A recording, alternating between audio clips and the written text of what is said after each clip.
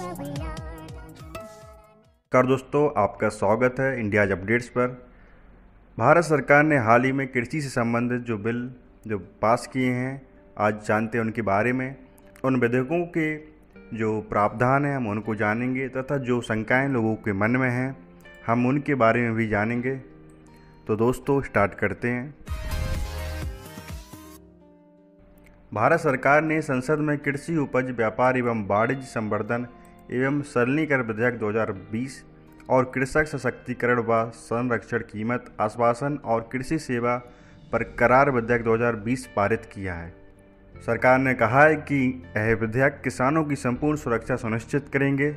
अब जान लेते हैं इन विधेयकों के जो प्रमुख प्रावधान हैं उनके बारे में। कृषि उपज व्यापार एवं वाणिज्य संवर्धन एवं सरलीकरण विधेयक 2020, इसके प्रमुख प्रावधान हैं किसानों को उनकी उपज के विक्रय की स्वतंत्रता प्रदान करते हुए ऐसी व्यवस्था का निर्माण करना जहां किसान एवं व्यापारी कृषि उपज मंडी के बाहर भी अन्य माध्यम से भी उत्पादों का सरलतापूर्वक व्यापार कर सकें। इस विधेयक के अंतर्गत राज्यों की अधिसूचित मंडियों के अतिरिक्त राज्य के भीतर एवं बाहर देश के किसी भी स्थान पर किसानों को उनकी उपज निर्बाध रूप से बेचने के लिए अवसर एवं व्यवस्थाएं प्रदान करेगा। किसानों को उनके उत्पाद के लिए कोई उपकर नहीं देना होगा और उन्हें माल ढुलाई का खर्च भी नहीं वहन करना होगा। विधेयक किसानों को ई ट्रेडिंग मंच उपलब्ध कराएगा जिससे इलेक्ट्रॉनिक माध्यम से निर्बाध व्यापार सुनिश्चित किया जा सके। मंडियों के अतिरिक्त व्यापार क्षेत्र में farm gate, cold storage, warehouse, प्रसंस्करण यूनिटों पर भी व्यापार की स्वतंत्रता होगी। किसान खरीदार से सीधे जुड़ सकेंगे जिससे जो बीच के बिचौलिए होते हैं उनको मिलने वाले लाभ की बजाय किसानों को उनके उत्पाद की पूरी कीमत मिल जाएगी। अब इस बिल की जो प्रमुख शंकाएं हैं लोगों के मन में उनके बारे में जानते हैं। न्यूनतम समर्थन मूल्य पर अनाज की खरीद बंद हो जाएगी, जबकि एमएसपी पर पहले की तरह खरीद जारी रहेगी। किसान अपनी उपज एमएसपी पर बेच सकेंगे और आने वाली रबी सीजन के लिए एमएसपी अगले सप्ताह तक घोषित की जाएगी। शंका है लोगों के मन में कि कृषक कृषि उत्पाद यानी पंजीकृत बाजार समितियां एमएसपी मंडियां के बाहर बेचेंगे तो मंडियां समाप्त हो जाएंगी, जबकि मंडियां समाप्त नहीं होंगी, वहां पूर्ववत व्यापार होता रहेगा। इस व्यापार में किसानों को मंडी के साथ ही अन्य स्थानों पर अपनी उपज बेचने का विकल्प प्राप्त होगा। शंका है ई नाम जैसे सरकारी ई ट्रेडिंग पोर्टल का क्या होगा। मंडियों में ई नाम ट्रेडिंग व्यवस्था भी जारी रहेगी। इसके साथ ही इलेक्ट्रॉनिक मंचों पर कृषि उत्पादों का व्यापार बढ़ेगा। इससे पारदर्शिता आएगी और समय की बचत होगी।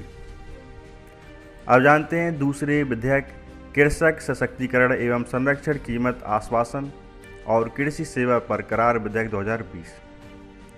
इसके प्रमुख प्रावधान हैं कृषकों को व्यापारियों, कंपनियों, प्रसंस्करणों इकाइयों, निर्यातकों से सीधे जोड़ना, कृषि करार के माध्यम से बुवाई से पूर्व भी किसान को उसकी उपज के दाम निर्धारित कराना, बुवाई से पूर्व किसान को मूल्य का आश्वासन, दाम बढ़ने पर न्यूनतम मूल्य के साथ अतिरिक्त लाभ। इस विधेयक की मदद से बाजार की अनिश्चितता का जोखिम किसानों से हटकर प्रायोजकों पर चला जाएगा।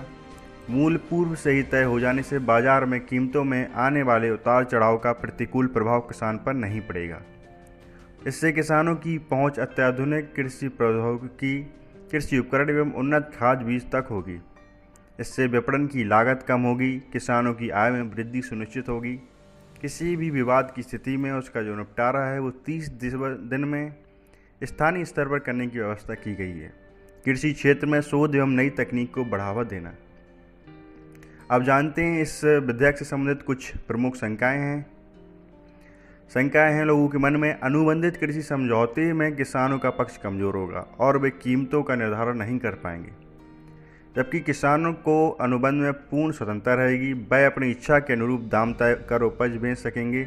उन्हें अधिक से अधिक 3 दिन के भीतर भुगतान प्राप्त होगा। शंका है कि छोटे किसान संबंधा खेती कॉन्ट्रैक्ट फार्मिंग कैसे कर पाएंगे, क्योंकि प्रायोजक उनसे परहेज कर सकते हैं। जबकि देश में 10,000 कृषक उत्पादक समूह निर्मित किए जा रहे हैं। ऐसे समूह एफपीओ छोटे किसानों को जोड़कर उनकी फसल को बाजार में उचित लाभ दिलाने की दिशा में कार्य करेंगे। शंका है कि नई व्यवस्था किसानों के लिए परेशानी होगी। जबकि अनुबंध के बाद किसान को व्यापारियों के चक्कर काटने की आवश्यकता नहीं होगी। खरीदार और उपभोक्ता उनके खेत से ही उपज लेकर जा सकेगा। शंका है कि विवाद की स्थिति में बड़ी कंपनियों को लाभ होगा, जबकि विवाद की स्थिति में कोर्ट कचहरी के चक्कर काटने की आवश्यकता नहीं होगी। स्थानीय स्तर पर ही विवाद को निपटाने की व्यवस्था इस विधेयक में की गई है। दोस्तों, जो भी जानकारी दी गई है, इस जानकारी का जो सोर्स है वो है PIB प्रेस इन्फॉर्मेशन ब्यूरो।